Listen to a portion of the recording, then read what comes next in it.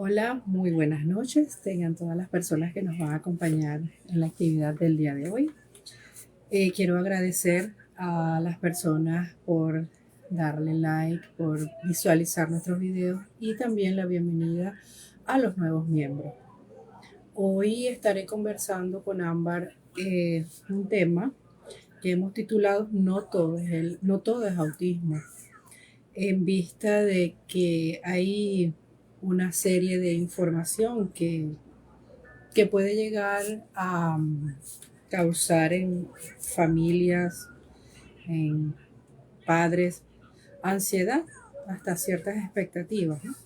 Entonces hoy estaré conversando con Ámbar, ustedes saben, ella desde ese punto de vista clínico, excelente, excelentísima mi amiga Ámbar en este aspecto, y la parte pedagógica, que es la que me corresponde a mí. Ya creo que tengo a Ámbar por acá. Vamos a darle la bienvenida a Ámbar para que entonces comencemos el tema de hoy.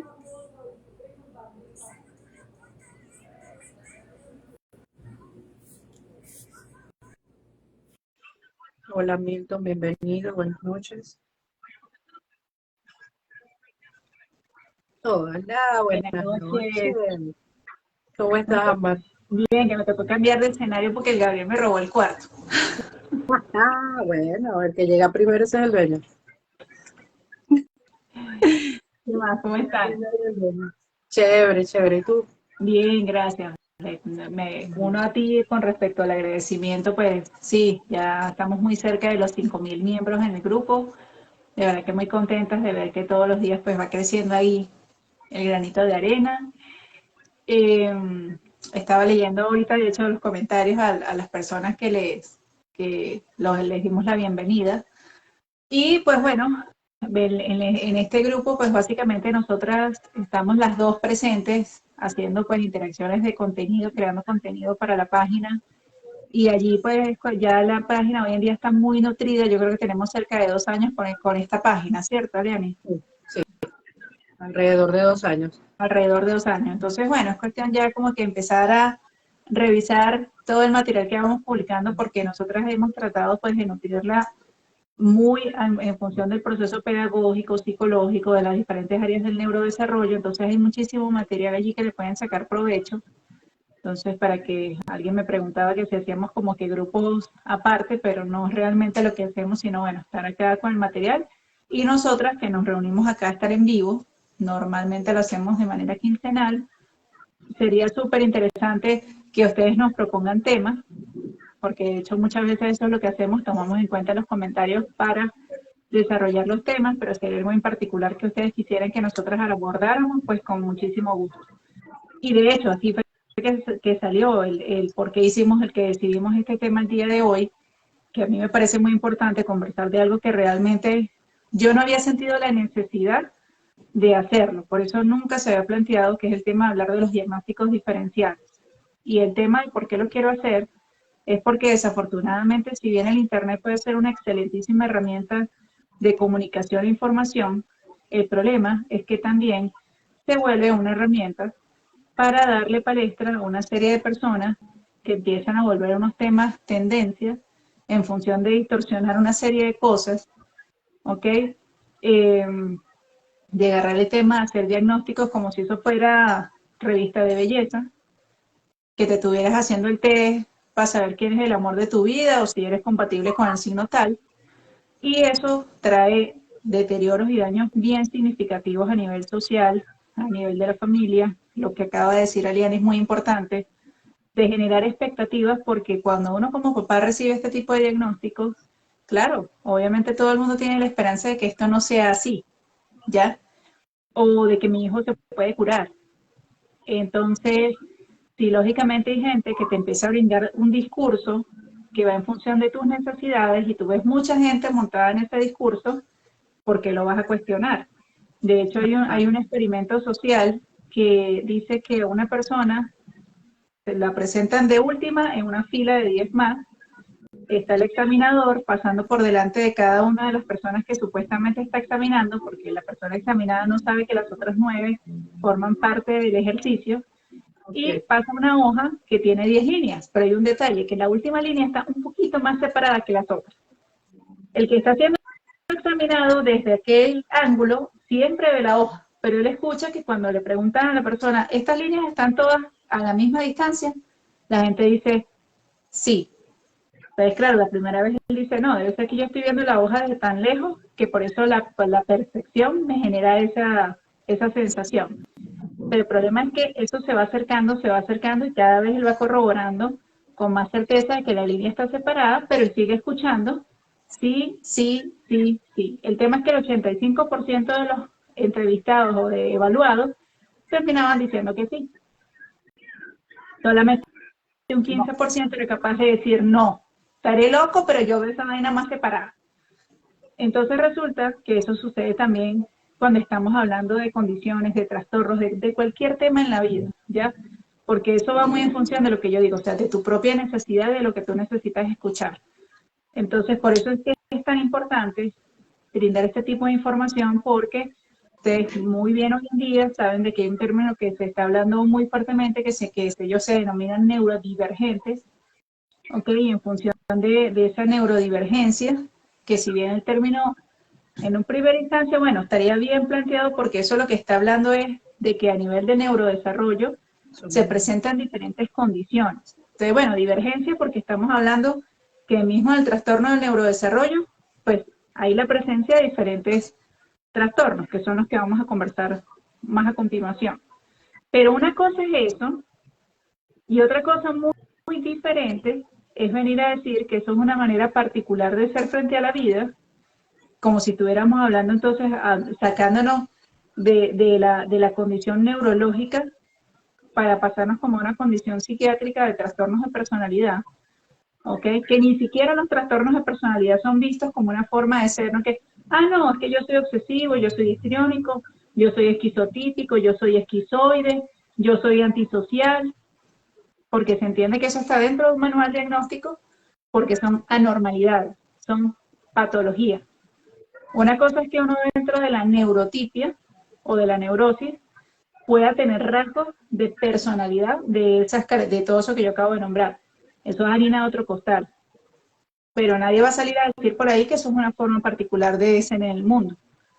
Porque el problema de ese tipo de desinformación, entonces es lo que lleva a empezar a distorsionar el tema del abordaje clínico y de la atención, y el por qué siempre hablamos de que los casos tienen que ser tan individualizados y que cada uno tiene necesidades diferentes y que cada persona que tú conoces en estas condiciones es una persona, es una estrella en ese vasto universo. Por eso es que aquí los tratamientos no son estandarizados, sino que son muy individualizados en función de las necesidades de cada quien. Mejor explicado imposible. Y cuando hablaste de que, bueno, en un principio, cuando salió el término de neurodivergencia, neurodivergente, al principio estuvo bien y yo lo acomodé, pero cuando creí que lo iba a asimilar, surge esta serie de personas, de comunidades, porque así se hacen llamar, y sin herir susceptibilidades y sin nada, a ver, en contra de nadie, ¿no? Es una opinión personal. Como te dije, les dije en un inicio, ha creado una serie de falsas expectativas. En otras ocasiones, padres se han sentido ofendidos, heridos, por la manera en que se dirigen hacia las familias. ¿Okay? Creo que ante todo debe prevalecer el respeto hacia las personas, y hasta allí, hasta solamente el término, me pareció bien, pero cuando comienza a suceder toda esta serie de comentarios, no, ya que algo se está saliendo de control. O sea, y estas ventanitas, las redes son fabulosas, pero también son un arma de doble filo.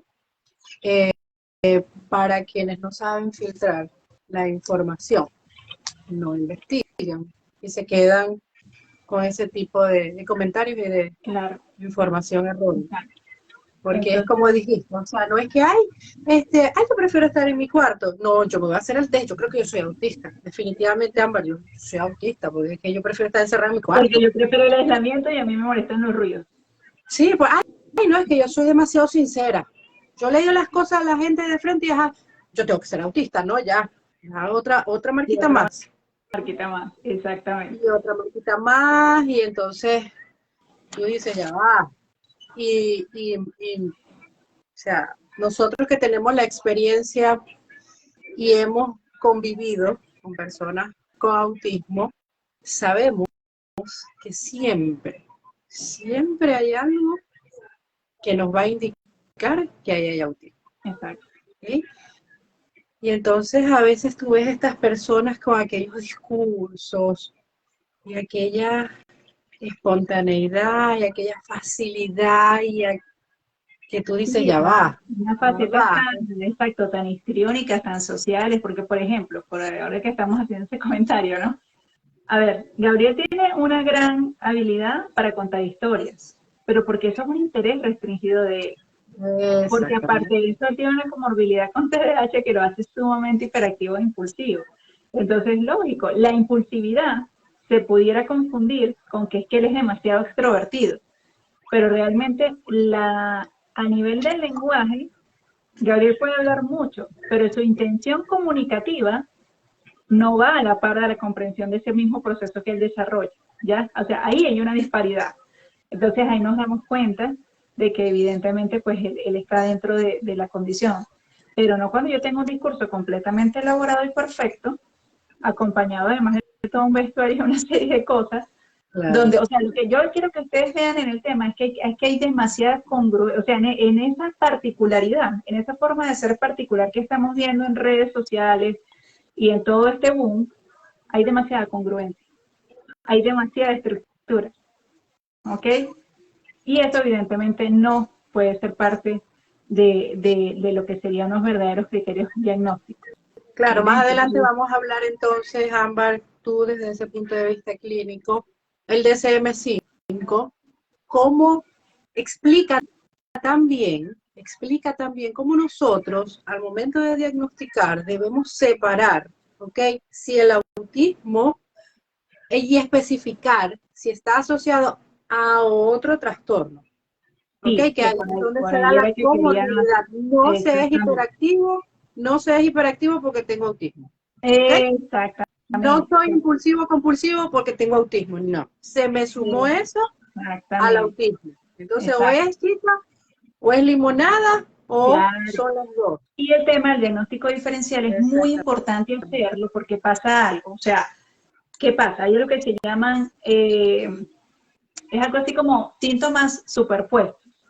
¿Qué Uh-huh. pasa? Que diferentes condiciones o patologías pueden coincidir en algunos síntomas. Entonces yo no puedo agarrar y decir, ah, no, es que mi hijo está alineando juguetes, eso es que tiene autismo. Hay como 10.000 Eso es razones por las parte de cuales un una etapa muchacho del puede alinear desarrollo del juguetes, niño. o sea, por imitación, porque ese día le provocó, porque él está jugando, tiene un juego simbólico donde cree que está llevando los carros en, no sé, una autopista. O sea, uno Claro. no puede porque simplemente ve una conducta, agarrarla y convertirla en un criterio diagnóstico, porque eso es un punto clave. Cuando uno hace diagnóstico diferencial, uno dice, bueno, está esto, está esto, está esto. Pero resulta que los diagnósticos dentro del manual de los trastornos mentales están muy definidos y algo que lo dice de cabo a rabo es que uno no puede tener un ítem diagnóstico. Uno tiene que cumplir todos los criterios diagnósticos y aparte de cumplir con todo el bloque de los criterios diagnósticos, adicionalmente eso tiene unos tiempos estipulados. Por ejemplo, vamos a plantear que fuera un trastorno del afecto. Ah, bueno, que la persona 6 meses de manera ininterrumpida debe estar cursando los siguientes síntomas. Ah, que si estamos hablando de trastornos del neurodesarrollo, que bueno, que este tipo de trastornos aparece en edades tempranas, o sea, dentro de los procesos evolutivos, ¿ya? Entonces, no puede ser sencillamente empezar a pescar de aquí y de allá, porque entonces imagínate. Entonces, cuando uno hace diagnóstico diferencial es eso, porque no, es que él hace esto y hace aquello y hace lo otro, y nos damos cuenta que lo que estamos teniendo es como una ensalada de síntomas que parece que algunos coinciden sustancialmente de repente con autismo, pero nos damos cuenta que hay presencia de otros que, ay no, pero es que él tiene eso también. No, entonces tenemos que empezar a hacer unas evaluaciones más exhaustivas.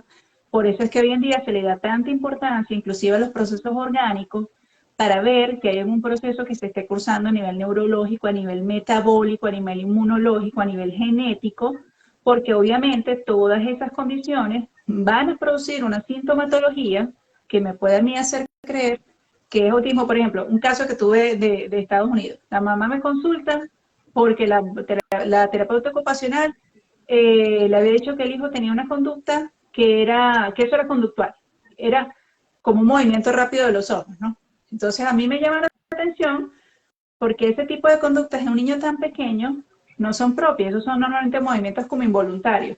Le pido un video, aparte de eso ella me entrega un tema diagnóstico que le habían elaborado y resulta que cuando venimos a ver que ya yo veo bien la conducta, le digo, mira, yo te sugiero ir urgentemente con el neuropediatra, porque ese movimiento rápido que él tiene ocular frente a diferentes situaciones, eso no es un tema conductual.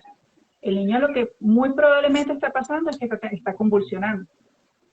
Menos mal que la mamá, pues muy asertivamente, tomó la sugerencia y efectivamente, eso es un tipo de convulsiones que requirió inclusive CT scan. Y la terapeuta ocupacional, por sacudirse la cosa, le dijo, no, eso no es sensorial, eso es conductual. Entonces, fíjense cómo en un momento determinado la señora lo deja así pasar y eso pudo haber terminado muy grave. Y entonces, ¿y qué pasa? ¿Que eso es un síntoma del autismo? No, eso es una condición diferente, o sea, eso es un proceso neurológico que el niño tiene, que desde que nació tiene ese proceso neurológico y hay que tratárselo. Y de hecho, yo le dije a ella en ese momento, le dije, mira, me parece que está muy pequeño y yo, para serte muy honesta, al día de hoy, yo no me atrevería a hacerle un diagnóstico de autismo. Excelente. Eso es Eso ser se lo dije responsable. también. Y la Eso es señora se ser quedó así como responsable. asombrada, no, doctora, pero es que yo estoy segura. Y entonces uno queda así, eso es como desconcertado con los papás, ¿no? Porque no, yo estoy segura que es autismo lo que tiene. Yo le dije, mira, tranquilo, que el tiempo le dará la razón a quien se la tenga que dar, no te preocupes. Te felicito por ser una mamá tan abocada al proceso, eres muy responsable, tú estás realmente ahí comprometida con tu hijo y ojalá todas las mamás fueran así. Pero vamos a darle tiempo al tiempo. Para mí la prioridad es ese proceso neuropediátrico que te estoy señalando y ya en función de lo que diga el neuropediatra, pues se podrán seguir haciendo las pesquisas y finalmente veremos en qué termina la historia. Pero eso es lo que sucede. Entonces, ese es el tema de por qué hacemos diagnósticos diferenciales. ¿Por qué? Porque el diagnóstico diferencial es lo que nos permite hacer el curso, el pronóstico y definir tratamiento, ver cuál es el abordaje. Y lo que decía Diana, que después de que yo defino un diagnóstico, entonces resulta que, bueno, ok, sí, definitivamente quedó consolidado que tiene autismo, muy bien, pero resulta que aquí nos quedaron otra serie de síntomas que, ¿cómo los explicamos? Ah, bueno, entonces como estamos hablando que él tiene tal edad, que él ya tiene un trastorno de neurodesarrollo base, revisemos los otros trastornos en neurodesarrollo a ver qué puede estar sucediendo. Entonces pasan las comorbilidades, que es por ejemplo el caso de Gabriel. Tiene un autismo en un grado 2, pero adicionalmente él tiene un déficit de atención con hiperactividad. Y es allí, Ámbar, donde, por ejemplo, cuando llegan los niños pequeños, ¿no?, a despistaje, es donde es más importante todavía el profesional que tenga experiencia en el área, para que pueda entonces realizar ese diagnóstico diferencial. Porque muchas veces diagnostican con autismo y no es un autismo, sino un TDAH únicamente. Porque los síntomas son muy parecidos. Sí. Entonces, yo pienso que hay que ser muy responsable y ante la duda, dar un periodo, un margen, donde yo entre las recomendaciones establezca más bien una serie o haga una remisión hacia un programa de estimulación, ¿okay?, para ver cómo evoluciona el niño, si esas conductas de sospecha de autismo se mantienen o por el contrario aumentan, o definitivamente esto va más hacia un TDAH. Sí, entonces porque hay una cosa que... yo me he encontrado, en estos días una mamá llegó, me dijo, maestra, Aliani, no entiendo esto, me dan este diagnóstico, necesito hacer una reevaluación 3 meses después. con la misma doctora, no le dije que era yo, ella ni se acordaba quién era, y ahora me está dando este otro diagnóstico. Entonces la señora luchando por el cupo, que ella quería el cupo, y yo, mami, o sea, si te están dando este otro diagnóstico, esta escuela es únicamente para autismo, no te puedo tener acá. Entonces hubo una serie de, y era un niño de 5 años. Entonces yo creo que ante la duda hay que ser responsables, antes de emitir un diagnóstico, ser sincero con el papá, la mamá, la familia, y decirle, ok, tengo sospecha, pero como tengo dudas en ciertos aspectos, vamos a hacer un periodo de 3 meses, un proceso de estimulación en las áreas específicas donde tengo la duda, y a los 3 meses reevaluamos para entonces ya definir el diagnóstico del niño. Sí, yo voy muy de acuerdo con eso que tú acabas de decir, porque muchas veces es eso. Yo le digo a la gente, mira, más importante que la etiqueta final es que al día de hoy nosotros, que ya ahí entramos en el tema de la estimulación temprana. O sea, evolutivamente hay unas pautas. Estamos viendo que el niño está presentando un desarrollo que se sale de esas pautas. Muy bien. Y entonces nosotros estamos evidenciando concretamente esta y esta conducta. ¿Qué necesitamos? Pues referir a los especialistas que pueden estimular y trabajar esas conductas en específico. Que hay otras cosas a nivel global que se pueden hacer como para apoyar o afianzar esos procesos. Excelente. Pero lo más importante es empezar a trabajar esas conductas, porque, como bien lo está diciendo Liani, o sea, puede pasar que la persona evolucione dentro, porque eso forma parte entonces del tema de la pirámide del desarrollo, porque entonces se va alcanzando las competencias de la madurez neurológica, se van alcanzando las competencias del proceso propioceptivo y vestibular y todo lo que sigue arriba, y resulta que nos damos cuenta de que esas, o sea, se dieron los síntomas. El niño logró a destiempo regular esas áreas y ya, siguió su proceso. Entonces no fue que, ay no, él tenía autismo y se curó. No, o sea, él tenía ciertos síntomas y eso fue lo que terminó sucediendo. Como obviamente sí va a pasar en otros casos que nos vamos a dar cuenta que si continúan los retos, que otras áreas se comienzan a ver comprometidas, que siempre, lo que yo les digo, el tiempo, se mantienen los síntomas y entonces por eso a la larga sí terminamos haciendo diagnósticos. Muy bien. Entonces por eso es que es tan importante que se hagan esos procesos, bueno, mira, como lo que está diciendo aquí el señor Milton, que habían dado un diagnóstico de TEA y después se dieron cuenta que era una discapacidad auditiva de un oído. Sí, esas cosas suceden y por eso mismo, volviendo al tema, ¿cómo se hace el diagnóstico diferencial? Con las diferentes evaluaciones. ¿Qué es diagnóstico diferencial? Haber dicho, bueno, a este niño le vamos a practicar una audiometría, porque frente a la duda de que si no habla, porque las posibilidades eran un trastorno del lenguaje, que ahorita ahí quiero hacerles una diferencia significativa, un problema de oído o autismo, para saberlo tengo que hacer descarte, porque de eso se trata el diagnóstico diferencial. Hacer todas las baterías de pruebas, de estudios necesarios, de exámenes de laboratorio, todo lo que se requiera, porque eso es lo que me permite ir eliminando variables. Claro. Y para finalmente en ese descarte definir y decir, era un problema auditivo, es un problema metabólico, tiene un hipotiroidismo, tiene tal condición, tiene un Heller, que ya es un tema ya que abarca más los procesos genéticos, o sea, tiene un panda, entonces para eso es que se hacen esos procesos. Entonces, ¿qué es lo primero que tenemos que tener muy claro? ¿Cuáles son los criterios diagnósticos del autismo? Porque parece mentira, pero a esta hora de la vida, mucha gente no lo tiene claro, entonces vamos a leerlo. Como les dije, para hacer el diagnóstico la persona tiene que cumplir con los 3 criterios. Hoy en día, en la última revisión, perdón, son ABC. Sí.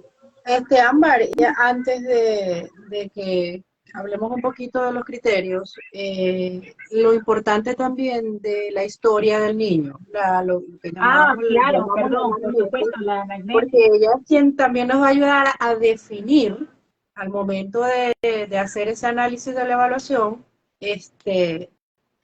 desde la gestación hasta el momento, cómo ha sido todo el desarrollo del niño. Tienes absolutamente toda la razón. O sea, esos son los factores de riesgo que uno mide, no solamente, o sea,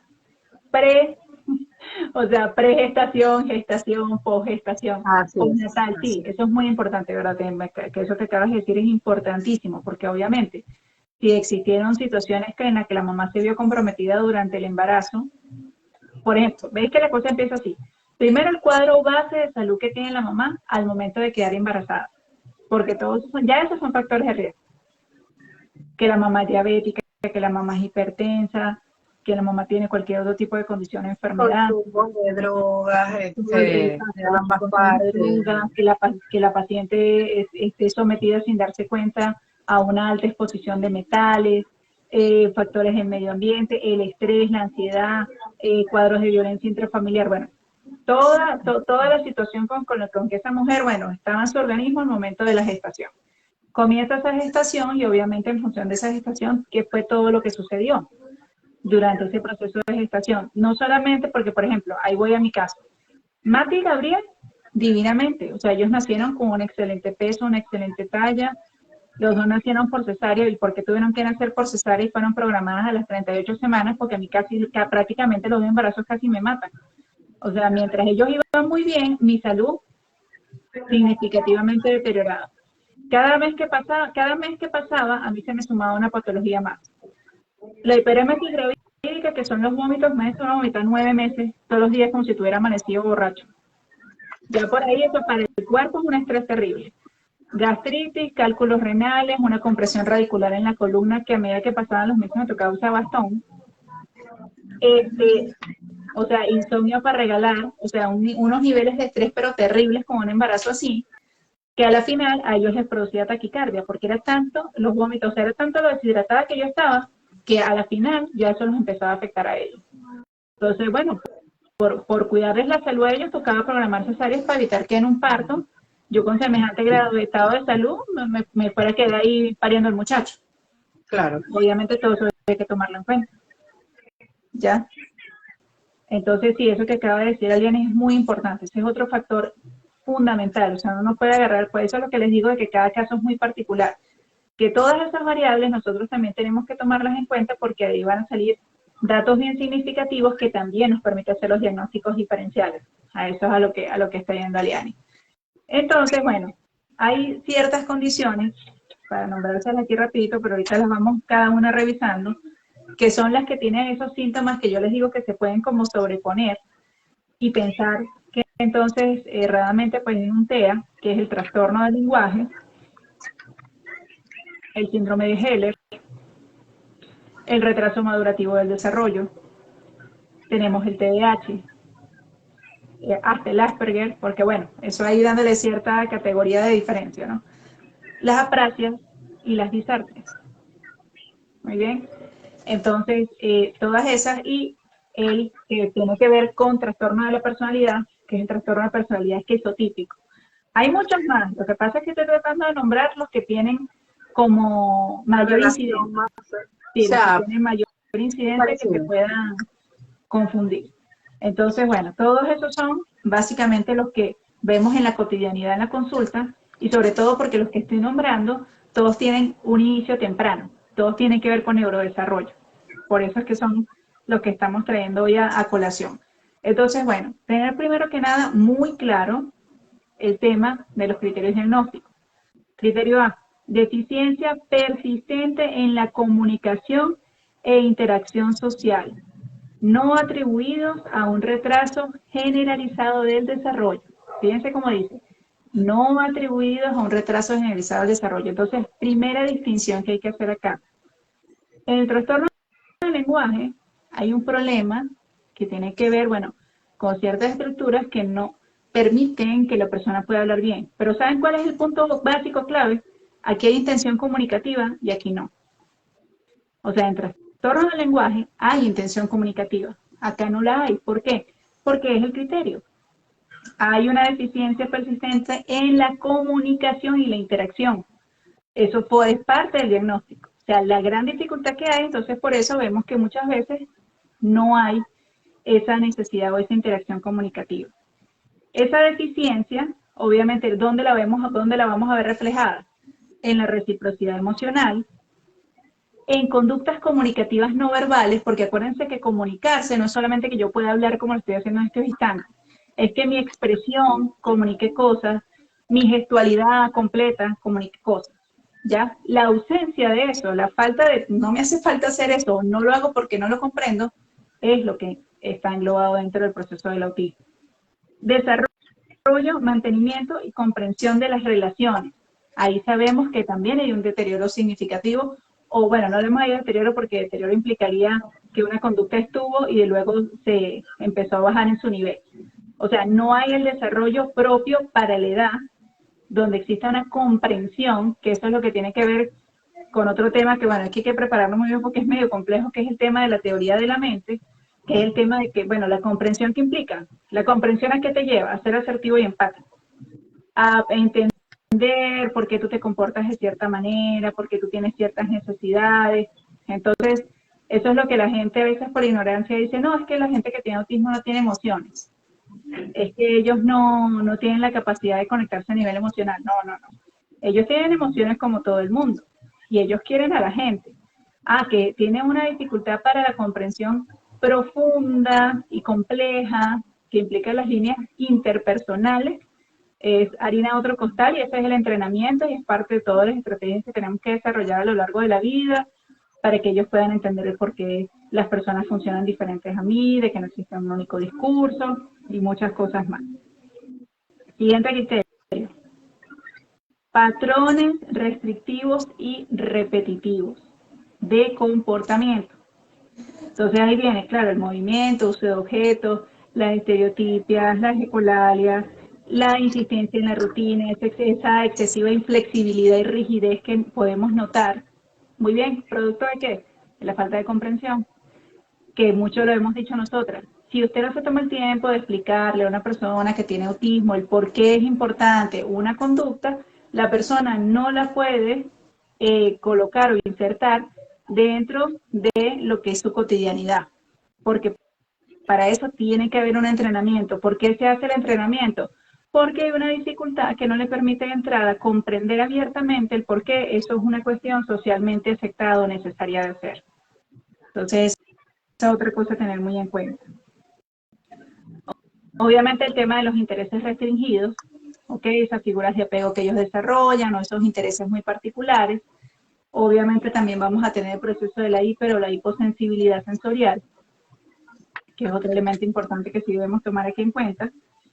Otra cosa es que obviamente esto tiene un periodo de desarrollo temprano, muy bien, porque nadie pasa su niñez y adolescencia perfecto y hablaba divinamente y era el más elocuente y tal, y entonces a medida que fue creciendo se fue deteriorando. Porque ni siquiera en los casos donde se diagnostica en la adolescencia, que de repente ha sido más como el caso de la gente que tiene Asperger, tú le preguntas eso, ¿por qué esa gente se pasó desapercibida? Porque de repente su capacidad de comprensión y de manejo a nivel académico, como lo hacía un niño que no presentó dificultades en las primeras etapas para insertarse en el área de la escolaridad, por eso es que esos diagnósticos pasan desapercibidos. Pero ¿qué pasa? Que cuando llega el punto de la adolescencia, que implica, obliga, es necesario el tema más acentuado, lo más importante para un adolescente que es encajar en la interacción social. Entonces ellos se empiezan a quedar como aislados, como la persona rara, la que le hacen bullying, el que no encaja, el que no encaja, el que tiene un discurso diferente. Entonces esa particularidad que lo hace como la ovejita negra es lo que hace entender que algo está pasando con esta persona. Y la única causa no va a ser autismo. Pero que bueno, siendo el tema para nosotros, bueno, se lleva a evaluar y muy probablemente esa sea la causa. Pero fíjense que eso también es otra cosa importante allí. Y la más importante, causa un deterioro clínico significativo. ¿Qué es un deterioro clínico significativo? Que obviamente ese conjunto de síntomas que hemos nombrado hace que la persona, obviamente, esté teniendo un desarrollo, lo que nosotros hablamos muchas veces, que es el desarrollo disfásico, muy bien, que es cuando tú no vas a la par del proceso evolutivo y donde tú ves que además es como ver un tablero, como ver un tablero de esto de las consolas, o sea, como que esto está regulado, pero esto no, pero como que esta competencia sí la tiene muy bien desarrollada, pero en esta requiere apoyos totales. Es esa complejidad. sea, que no vemos como que todo está al mismo, todo está bajito, o todo está muy alto, o todo está en la mitad, sino que es como asombroso, como que no, pero ¿cómo puede ser que sea tan hábil y diestro en haciendo esto y resulta que esto resulte tan complejo, atemorizante, angustiante?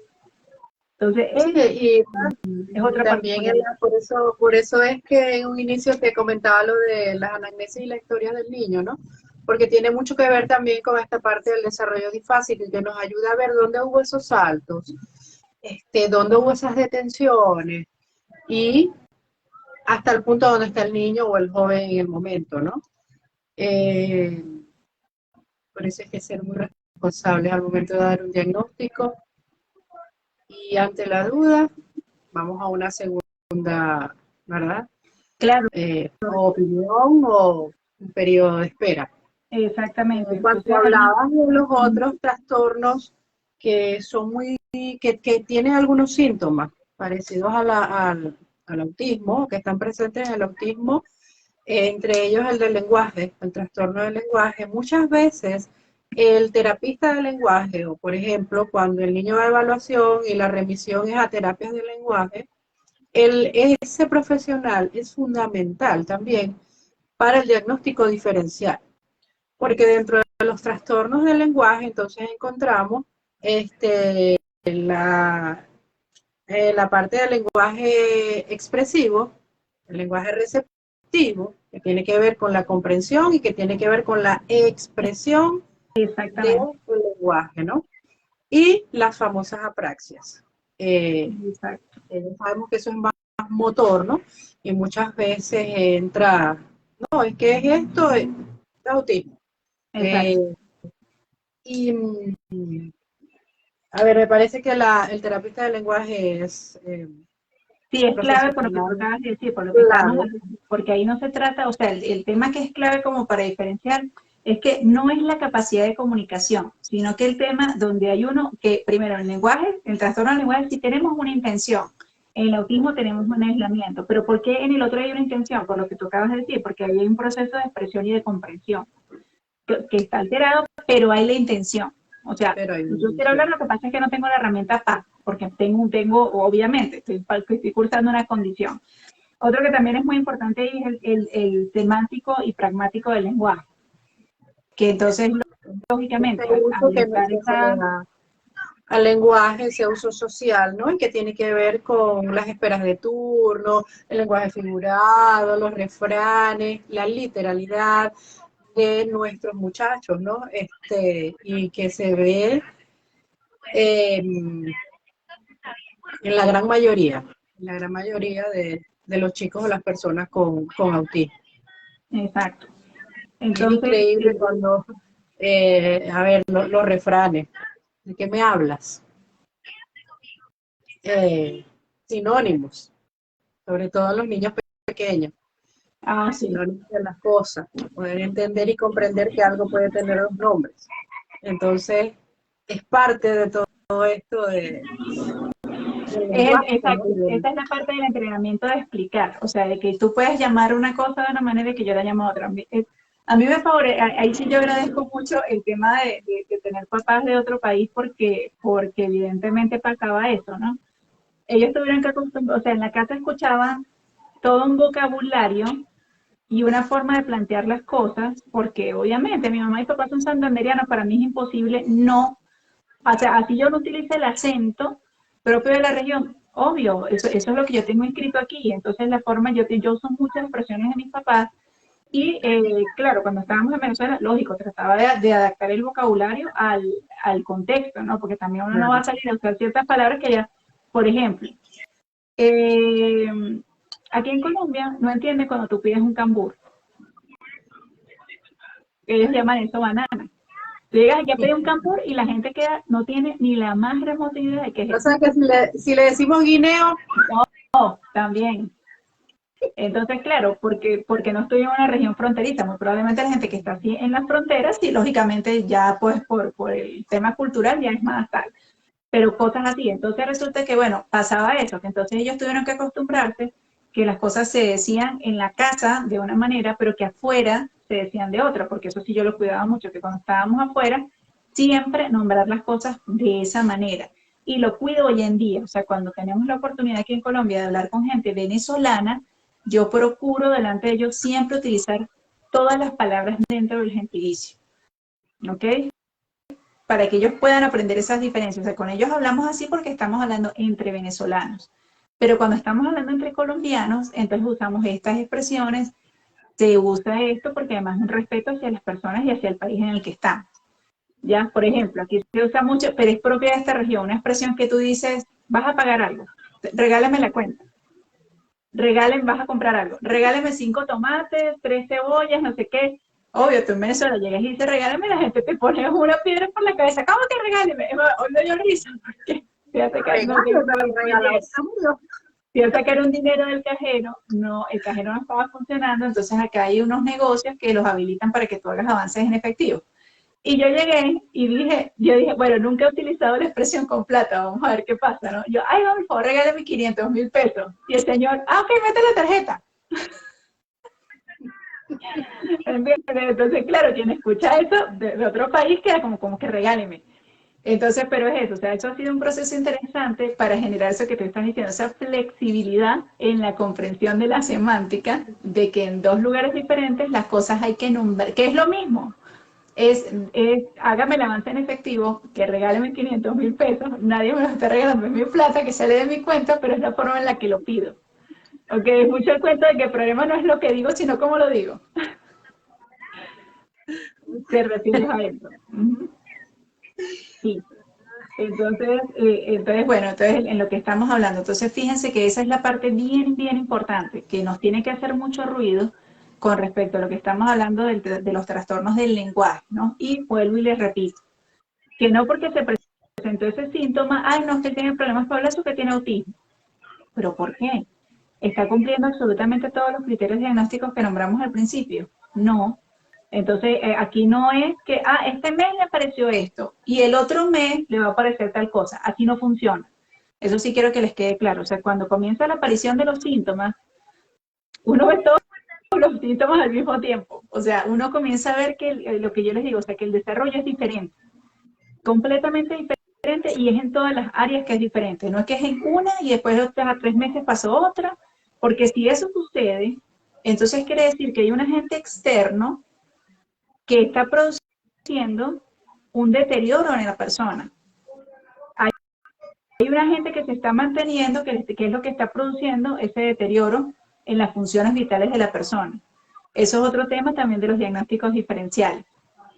Ya cuando yo comienzo a sumar síntomas, bueno, pasó esto, a los 2 meses después sucedió esto, ahora pasó tanto tiempo y no estamos notando tales efectos. Entonces, eso obviamente, claro, ahí en ese caso normalmente tiene una causa orgánica de base, que a medida que se van presentando todos los síntomas es que entonces nos podemos terminar definiendo qué es. En el síndrome de Heller, que ese es el que se conoce como desintegrativo infantil, también ahí hay una alteración del lenguaje. Y hay una, pero, ¿cuál es el punto? Hay una discapacidad a nivel motor y cognitiva. ¿Okay? Y las discapacidades motoras no es un criterio diagnóstico del autismo. ¿Ya? Entonces, ahí ya podemos hacer diagnóstico diferencial y darnos cuenta en ese detalle tan, pero tan importante. Y el síndrome de Heller es una alteración neurobiológica. ¿Ok? También para que lo tengan bien claro. En el retraso madurativo, ahí tenemos un retraso general de todas las áreas. ¿Ok? Que a diferencia del autismo, donde, bueno, estamos viendo como que elementos bien concretos, como que, bueno, está pasando esto, está pasando, no, aquí sí vemos como que todo está, pero extremadamente bajo. Y que es como si no estuviera avanzando, o sea, como que si lo que propiamente uno espera mes tras mes, no está pasando. Por ejemplo, que creo que los bebés levantan la cabeza al mes, ¿no? Leonis, que ya logran hacer ese movimiento. Yo creo que hasta antes ahora. 8 días. 8 o 10 días, ¿no? Bueno, por ejemplo, las cosas primeras, que es el reflejo de succión, la sonrisa, levantar la cabecita, eso tiene evolutivamente, eso tiene como unos días específicos, o sea, esto pasa a los tantos días, esto pasa al mes, esto pasa tal, y entonces resulta que el niño llega al mes y lo vemos todo distónico, llega a los 2 meses y eso apenas vemos que está empezando a tener ese proceso. Entonces ya allí, donde notamos que desde que el bebé nació, se comienzan a presentar esos desfases, ahí estamos hablando de que es un retraso madurativo y globalizado, o sea, porque es como que todo ese ser, todas las áreas del desarrollo están comprometidas, exactamente. Entonces ahí también es bien importante para que lo puedan entender. Porque entonces allí, donde nosotros hacemos el diagnóstico diferencial, porque vamos a suponer que, bueno, el niño ya no está chiquito, tiene 5 años. No, pero es que yo veo que él no va a la par con el desarrollo evolutivo y tú dices que en el autismo tampoco pasa. Sí, pero en el autismo pasa lo que nosotros nombramos como disfásico, que es lo que les digo de la consola. ¿Por qué es disfásico? Porque esto puede estar regulado, esto está medio consolidado, este proceso está iniciado, ¿ya? Y normalmente eso, o sea, tiene como una cierta sincronía, porque vemos que, bueno, que de repente está, a ver, él corre mucho y se puede encaramar en todos lados. ¿Qué está manteniendo? Equilibrio. O sea, él no pudiera no tener equilibrio y ser un chimpancé. Eso no existe. O sea, eso no sería congruente. Entonces ahí estamos viendo que, pero resulta que a la par de eso, que él tiene esas competencias también ganadas, que son las que tiene, por ejemplo, un niño de 5 años, entonces estamos viendo que hay dificultades a nivel del lenguaje. ¿Ya? Entonces, allí nos damos cuenta que es disfásico porque una cosa que con mucha facilidad hace, otras áreas le cuestan mucho. Y otras está como medianamente, o sea, ni la tiene consolidada, requiere como los apoyos medios. Y esa es otra forma de medirlo también. Eso que nos habla el manual del tema de lo que, bueno, que la gente se pone polémica, que no, que el autismo no tiene niveles, que tal, que si son grados. El tema del grado de apoyo que requiere la persona. Hay apoyos totales, hay apoyos medios y hay apoyos simples, que es cuando uno ya la persona prácticamente la está como acompañando y haciéndole una pequeña orientación cuando la persona como que duda de que, ay, ya no me acuerdo cómo es esto. Muy bien. Entonces allí es donde nosotros medimos ese desarrollo disfásico también, cuando nos damos cuenta y hacemos esa comparativa.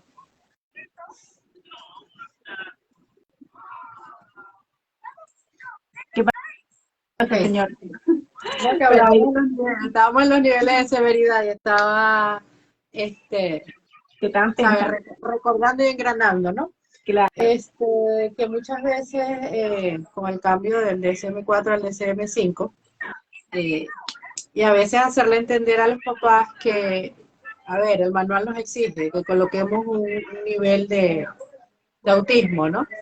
Y que esto va en función de las ayudas que él necesita para hacer lo esperado, ¿okay? Que no tiene que ver con que haya o no una discapacidad intelectual, que no tiene que ver con muchas otras cosas o algunas expectativas que han tomado de guías y que han tomado de otras cosas, ¿no? Sí. Y que, como siempre hemos dicho, esto no es la sentencia. Simplemente, el manual me dice que debo de colocar un nivel. No, y además que, o sea, viéndolo desde el otro punto de vista, ¿no? Que también es, o sea, claro, yo entiendo que nada es contentillo, pero que también uno tiene que tomar en cuenta que a la hora de poder formular un diagnóstico, y un diagnóstico bien elaborado, eso le está brindando a tu hijo una serie de posibilidades con respecto a ayuda a nivel terapéutico, ¿ok? Porque o sea, yo misma lo vivencié y lo he vivenciado en muchas mamás, cuando me dicen, cuando ya finalmente obtienen el diagnóstico, así como que, ay, bueno, gracias a Dios, ya por lo menos yo sé qué es lo que tiene. O sea, hasta eso genera como un nivel ya como de tranquilidad, como que sentirte, como que hiciste lo correcto, como que estás comprometido en la ruta. Entonces, hasta eso tiene su efecto psicológico positivo y además que es como la puerta de inicio a comenzar ahora sí a estructurar, a trabajar, a conocer, empoderarse a través del conocimiento para ser un ente de cambio dentro de la vida de tu hijo. Entonces, esa es otra parte bien importante. Un poquito atrás en los criterios diagnósticos. ¿Cuántos ítems deben puntuar para decir cumple los criterios? Tiene que tenerlos todos, o sea, tiene que tener criterio A, criterio B, criterio C, o sea, tiene que tenerlos todos, no puede ser que no, este sí, con este yo soy, o sea. sea, no puede ser que no, tiene deficiente persistente en el tema de la interacción social y la comunicación, pero resulta que él no presenta ningún tipo de interés restringido, no tiene inflexibilidades, no tiene rituales, no tiene estereotipias, no tiene ninguna conducta ritualista. Entonces, eso Sonrisa no, social, o sea, hay sonrisa exacto. social, Entonces, abraza chéverísimo, sí, acepta, se comunica perfecto, exactamente. No hay ningún tipo de me integración mira con una sensorial. mirada sostenida, sin ningún tipo de evasión ni sobresaturación Sí, exactamente. visual, o sea, Ujú. ok, Tiene ya, intención comunicativa, entonces no. O sea, ok, si está pasando eso, no. O sea, tiene que cumplir de la A hasta la D todos los criterios diagnósticos. Si no, no puede estar dentro de él. O sea, si no, no puede ser diagnosticado dentro de él. Claro, y para eso, evidentemente, en función de la edad de la persona, ¿qué pasa cuando los niños están chiquitos? O sea, obviamente las evaluaciones o las baterías de pruebas son más de carácter observativo. O sea, uno hace con la mamá o con el cuidador, pues son como unas encuestas para que se imaginen, ¿no? Entonces, bueno, eso es una parte. Entonces, bueno, que ya eso es una información valiosa que la persona le está dando a uno, que uno la utiliza no solamente para poder hacer el diagnóstico, sino también como para saber cómo puede abordar al paciente que tiene enfrente para poderlo evaluar. Que por ejemplo, cuando Mati Gabriel se fueron a evaluar, Mati, como tenía seguimiento de órdenes y de instrucciones y acataba, pues obviamente se le podía brindar ciertas pautas para irlo evaluando. Gabriel no, ya, o sea, Gabriel nada que ver. Entonces, Gabriel, ¿qué tocó? Evaluarlo por algo que se llama guía Portage. O sea, ir mucho más abajo a los niveles evolutivos y decir, bueno, no está haciendo esto propio para su edad, esto tal, ta, ta, ta, ta, ta. Eso nos da tal puntaje, pero como vemos esta serie de conductas latentes acá, tenemos que referirlo a neuropediatría porque no podemos definir todavía el diagnóstico hasta ver qué sucede allá. Después de que se le hicieron audiometrías, pruebas metabólicas, exámenes neurológicos, entonces ahí sí se pudo definir que era un trastorno, ya un autismo en un grado 2 promedio, que eso se llamaría leve, profundo, no, profundo, moderado y leve. Entonces el leve era moderado, que tenía comorbilidad con TDAH y que tenía una condición neurológica que se llama paroxismo. ¿Ya? Entonces, esa fue toda la ruta que tuvo que seguir en el caso de él. Entonces, no fue simplemente, ay, no, bueno, el niño está así y tiene el hermanito mayor que tiene autismo, 2 más 2 son 4, el muchacho tiene autismo. Sino que más aún se afianzó el tema. Las pruebas metabólicas, esas pruebas las decide el doctor en función de las condiciones que se van presentando. Algunos se hacen con estudios de genética, otros son estudios de sangre. Porque una de las patologías que se tiene que descartar es hipotiroidismo. Entonces ya eso tiene que ver con factores también que se miden hormonas. Pero eso quien lo tiene que referir es el neuropediatra. ¿Qué se le hizo a Gabriel? Un perfil hormonal. El perfil hormonal para descartar que fuera hipotiroidismo lo que él estuviera presentando. Entonces, bueno, y otra condición que también muchas veces se tiende ahí a superponer es el tema del TDAH. Pues como bien lo decía Liani, o sea, tienen como muchas similitudes, pero ahí también tenemos que tomar en cuenta que aquí hay en el TDAH hay una dificultad para sostener la atención, hay patrones de conducta impulsivos, mientras que en el autismo pasa lo contrario, mucha rigidez, mucha inflexibilidad. O sea, la inflexibilidad y la rigidez no casa con la impulsividad, porque la impulsividad más bien si uno lo viera con otro sinónimo, tendría que tener de por medio la espontaneidad. El no me importa, el no mido riesgo, el allá voy, como mi cabrita loca, que por eso es que yo le digo así, que es todo lo contrario de lo que pasa con Mati, ¿ya? Que Mati la repiensa, lo jala, lo frena, lo tal, es cauteloso, es por qué, 20 veces. Entonces ahí también sí, me o parece sea, bien y entre el significativa, TDAH y el autismo a nivel social, o en lo que se refiere al área social, a ver, completamente el niño con opuesto, autismo, completamente opuesto. totalmente opuesto. O sea, mientras en el TDAH yo no puedo seguir las normas ni los límites, en el autismo se me dificulta comprenderlas, comprender las normas, ¿ok? A nivel de la comunicación, ¿ok? La intención, la ecolalia, la falta de intención, la ecolalia, la pragmática, y en el TDAH la impulsividad verbal, que La no para, hiperactividad, exacto. Exactamente. Entonces, así como hay similitudes, están las diferencias que Claro, también significativa. nos Ahí, ayudan a decir, ya va, esto no va claro. aquí, esto Y va que por de acá. repente lo que hay, que es un síntoma que también, o sea, volvemos al tema, ¿no? Que de repente en el TDAH puede haber también dificultades en el desarrollo del lenguaje, pero por causas diferentes. O sea, lo que está diciendo Alianis es clave. Sí, hay dificultades en el lenguaje de los dos, sí, pero resulta que aquí vemos que el tema es impulsividad, hiperactividad, el no me puedo esperar mi turno, es que entonces, claro, voy a ir desfasado entre lo que me están diciendo y o sea, mi mente va más rápido de lo que yo actúo, tal, en cambio en el otro es un proceso diferente. Entonces allí es también donde uno puede generar ese tema del diagnóstico diferencial. Entonces, bueno, esas son normalmente, bueno, son como las principales condiciones del neurodesarrollo de los trastornos, perdón, los principales trastornos del neurodesarrollo donde uno debe exhaustivamente pues hacer toda esa revisión clínica. Vamos a repasar lo que Alianis me corrigió, muy importante, el tema de la anamnesis, que fue todo ese proceso que sucedió con esa mamá, en qué condiciones comenzó ese embarazo, cómo cursó su embarazo, cómo fue ese día del parto, qué fue lo que pasó a continuación y bueno, todo lo que se fue manifestando. Adicional pues a todo ese cuadro, entonces el tema de que, bueno, empezar a ver qué es lo que está sucediendo, cuáles son los síntomas, en qué edad se presentaron, cuál es toda la condición subyacente, si los síntomas están sueltos, si realmente cumple todos los criterios, todo ese proceso que tenemos que medir allí. Entonces realmente esa es como la ruta, ¿no? Que obviamente es muy importante entonces descartar procesos orgánicos, porque okay, hablamos de las comorbilidades más comunes, pero aquí también la persona puede tener una enfermedad. Hay niños, porque también he tenido esos casos, tengo un niño que tenía un autismo profundo en Estados Unidos, pero este niño tenía un cuadro terrible a nivel gastrointestinal, que pasaron años, esa mamá luchó muchísimo para poder definir bien cuál era el problema orgánico que tenía el niño, que por supuesto, eso ¿qué pasa?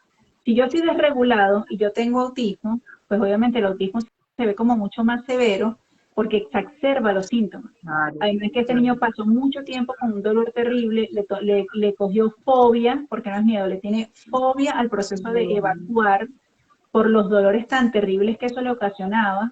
Eso, él es no verbal, entonces por supuesto tiene todavía una conducta muy acentuada que es la de golpearse, golpearse, golpearse, golpearse, claro, porque es su manifestación frente al dolor, o sea, frente a los momentos en los que tal vez se siente desbordado sin importar el tipo de emoción, ¿ya? Si está eufórico, si está triste, si está tal.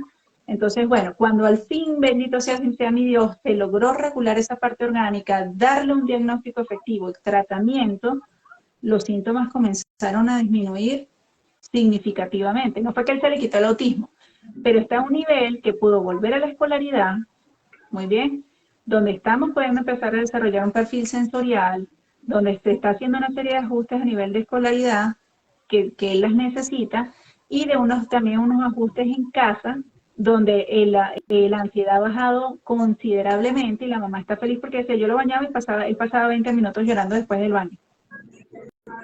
O sea, terrible para la mamá y terrible para el muchacho. Entonces nos dimos cuenta de, bueno, cosas tan sencillas como que el hecho de que caiga el agua de la regadera, para él era un detonante. Entonces le digo, no, de ahora en adelante, bueno, por suerte en Estados Unidos parece que casi todos los baños tienen bañera, entonces vamos a usar la bañera, vamos a comprar sales de Epsom, vamos a ir haciendo los ajustes, los vamos a ir incorporando poquito a poco cada elemento. De repente el primer día no se quiera quedar, no te desanimes, bueno, todas las estrategias que uno desarrolla para ese proceso y los cuadros mejoran, o sea, le ha mejorado significativamente su calidad de vida, que es otra cosa muy importante que les quiero dejar de mensaje hoy. Miren, aquí más importante que los avances altamente significativos es que tengamos calidad de vida, ¿ok?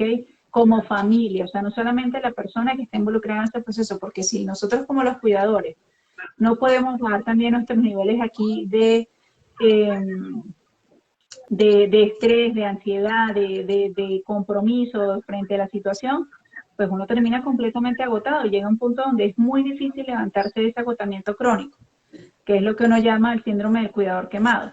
Entonces yo pienso que muchas veces lo que más hay que cuidar es eso, que realmente como familia podamos tener esa, esa capacidad. Bueno, para ese tema sí tenemos que buscar un neuropediatra. Es lo ideal, buscar un neuropediatra para hablar de las epilepsias, porque primero son muchas. Están descritas. Pero creo que son convulsiones y epilepsia. Y el Sí, diccionario le bueno, colocaría yo imagino que conversaciones. sí, debe ser que el teléfono le cambió la palabra. Entonces, conversaciones Claro, epilécticas, pero deben ser compulsiones epilécticas, sí. porque son demasiadas, o sea, son muchas, entonces habría que la persona elegir cuáles son como las más significativas Sí, dentro de porque las condiciones en a veces neurodesarrollo. en el tema de las convulsiones y epilepsia creen que únicamente cuando tú ves a nivel físico o motor ves la contracción, pero no, es mucho más que eso. Y para que sepan, o sea, eso está escrito, Así eso se es, conoce como gran mal. Lo que uno así ve es. aquí es que la persona pierde la conciencia, control de esfínteres, todo ese cuadro es impresionante, se llama epilepsia Así es. gran mal. La persona, lógico, está teniendo un tipo de convulsión específica que le produce toda esa sintomatología. Entonces, fíjense cómo es de compleja la cosa. Pero hay convulsiones, o sea, yo puedo estar convulsionando aquí, estoy hablando con alguien aquí, con ustedes, y no saber que estoy convulsionando. O sea, hay convulsiones a ese micronivel, ¿ok? Hay convulsiones, hay una convulsión que a mí cuando me refieren a eso, siempre les digo, bueno, que cuáles son todas las posibles causas, pero siempre les digo, primero que nada, neuropediatra. Hay un tipo de convulsión que se llama convulsiones elásticas. En esa convulsión, la persona tiene unos estallidos de risa incontrolables y que no son congruentes con la situación. No que se murió fulano y la persona está ya en risa, pero una cosa impresionante, al segundo siguiente le dijeron que se ganó la lotería y fue igual, y pasó tal cosa y fue igual. Entonces, la misma persona puede llegar a la conclusión de que, pero a ustedes no les da risa. No, a nadie les está dando risa. Entonces, eso es un tipo de convulsión. Claro, tiene otros criterios también para diagnosticarlas, pero ese es el caso.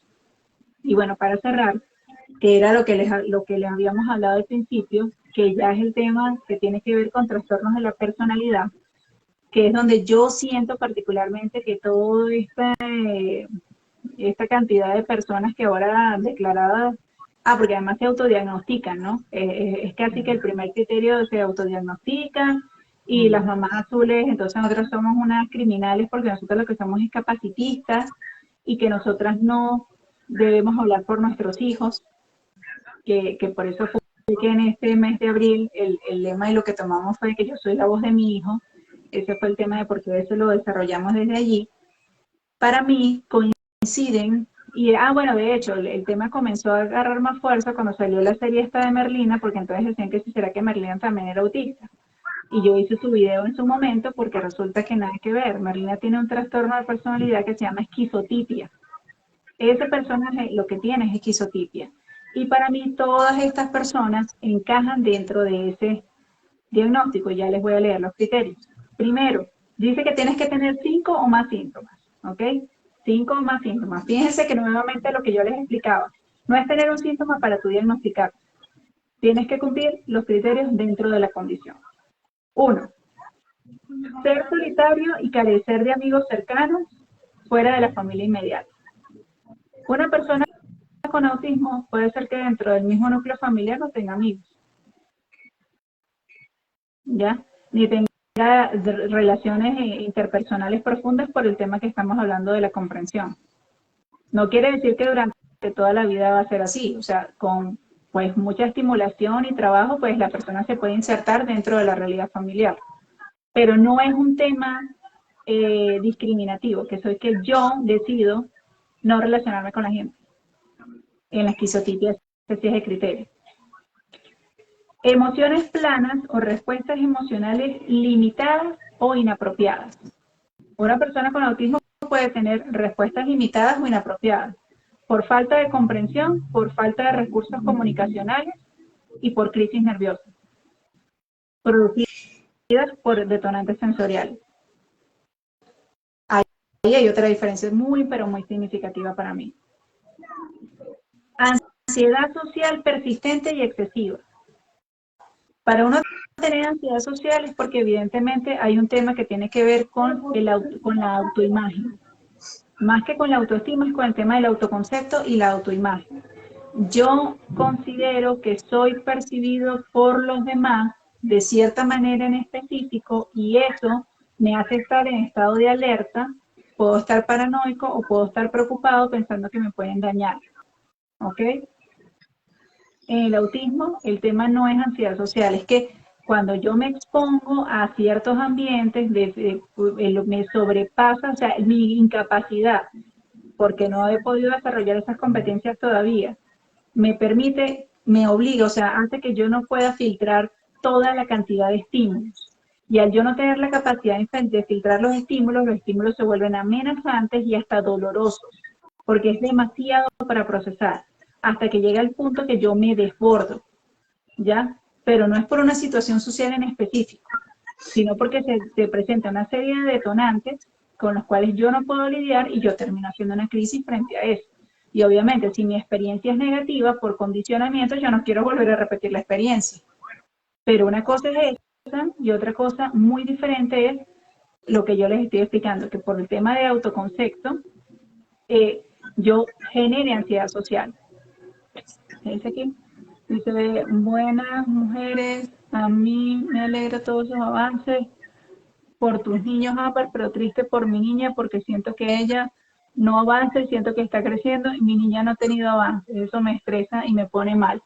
Bueno, no sé cuánto tiempo llevas en eso, pero en estos días alguien, yo no sé qué fue lo que yo, pero publiqué un video que tenía que ver con regulación, autorregulación, que es un video donde Gabriel sale como en un nido haciendo colalias y después sale paseando y después sale aplaudiendo y la mamá me decía, ay Dios mío, yo sí quisiera que mi hijo tal. Le dije, bueno, eso que tú estás viendo ahí es el resultado de 8 años de trabajo, 8 años, ¿ok? Entonces aquí lo único que tengo para decirte es persistir, insistir, persistir, nunca desistir.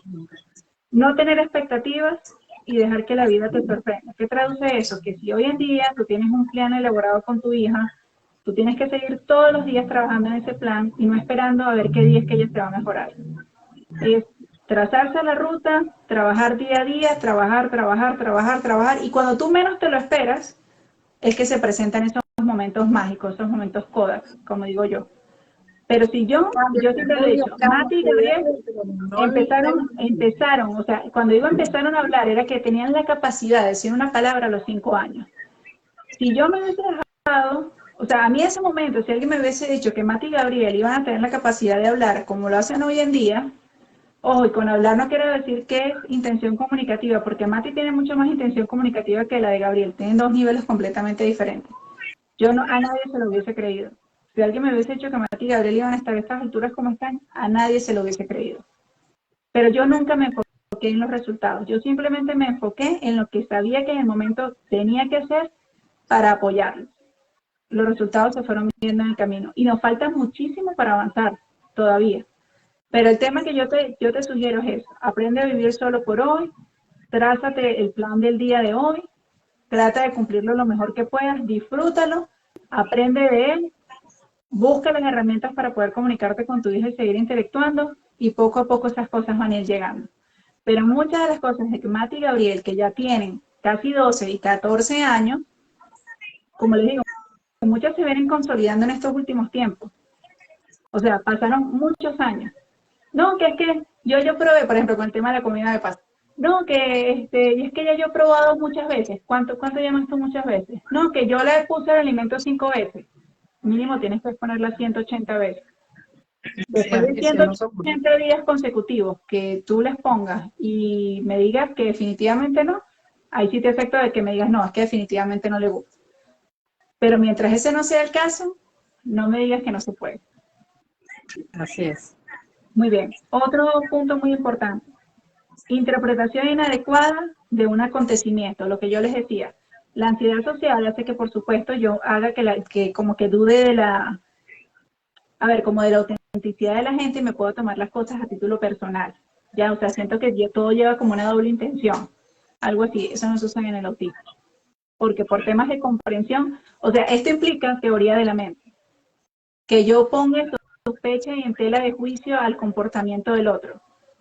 No es que una persona con autismo no pueda desarrollar teoría de la mente, pero eso es un proceso complicado de años de trabajo, de muchas cosas, y donde las personas normalmente no atribuyen malas intenciones, a menos de que uno por condicionamiento los entrene y los vuelva desconfiados. Claro, todo por entrenamiento puede pasar, ¿no? De que tú le vendes a la persona una serie de parámetros como para que tenga autocuidado, pero entonces, bueno, la cosa se desvirtúa y eso puede entonces por rigidez e inflexibilidad, es como por ejemplo cuando la gente toma de interés restringido los temas religiosos y todo lo que se sale del parámetro de lo que han leído en el Nuevo y el Viejo Testamento, entonces, claro, ya todo lo demás lo desechan en la cuestión y son cosas del diablo. Claro, porque a eso es a lo único que se han visto después. Y no se les ha dado la flexibilidad de entender que, bueno, que hay otras religiones, otras posturas, que no porque una persona no se maneje dentro de mi religión, eso no lo vuelve una mala persona ni va para el infierno. Pero ese es el tema allí. Esto es muy importante. Pensamientos, creencias o gestos extraños, excéntricos o inusuales. Muy bien. Una cosa es que yo tenga intereses restringidos, que yo pueda tener mis ecolarias disfuncionales, que yo tenga mis procesos que me hagan verme particular, pero lo que yo les repito, lo que les he hecho toda esta hora, eso tiene una cierta congruencia dentro del proceso del autismo. En cambio aquí vemos que es una cosa completamente diferente, o sea, uno que es lo que nota aquí, para reducírselos en una palabra, excentricidad. Y tú lo ves, o sea, yo que me he estado dedicando a revisar estos canales, el tipo de discurso, el tipo de vestimenta, la forma en la que me arreglo el cabello, y son cosas extremadamente llamativas, y donde se cuida, o sea, hay mucha pulcritud, o sea, me cuido mucho en generar la congruencia de ese personaje que me estoy montando. Eso es muy propio de la esquizotipia. Otra cosa que tiene, bueno, obviamente el vestirse de manera peculiar o extraña, tienen una forma de hablar peculiar, con patrones de habla vagos, inusuales, divagan y son extraños en las conversaciones. O sea, una forma de hablar excéntrica. Volvemos al tema. Es una forma de hablar así como particular, como excéntrica. O sea, no es como, por ejemplo, de que acá tú te agarras como que de ciertos patrones de comunicación porque te diste cuenta que te sirven en diferentes situaciones, entonces siempre usas esas mismas expresiones, sino que acá es el tono de la voz, la gestualidad, el tipo de discurso, un discurso así como demasiado elaborado. Eso es lo que estamos viendo en este tipo de población. Y todo eso, nuevamente les vuelvo y les recalco, encaja dentro de los criterios diagnósticos para trastorno de personalidad esquizotípico. Que la gente lo quiera llegar y volcar y asumirlo y decir que eso es autismo, los invito a que hagan el contraste, se busquen ambos criterios diagnósticos, así como los revisamos el día de hoy, para que ustedes me digan si eso se puede superponer así o no. Más claro posible. Excelente. Sí.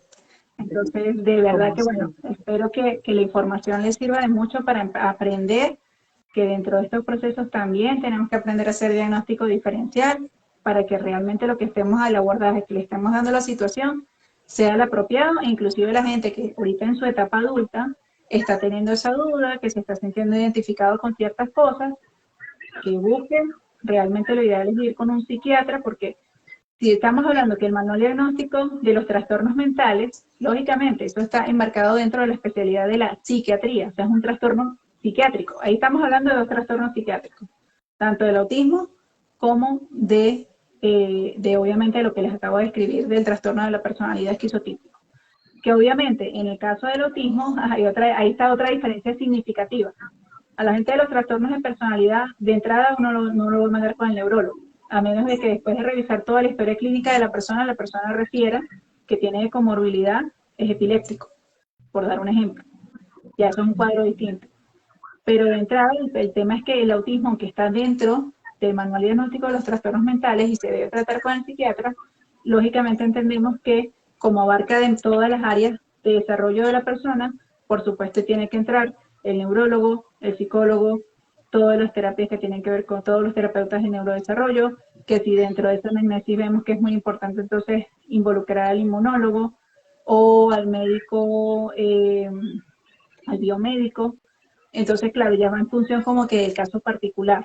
Entonces, va a desplegar una gama muy amplia en cuanto a todas las especialidades que van a trabajar ahí en conjunto. Eso también sirve de criterio de diagnóstico diferencial.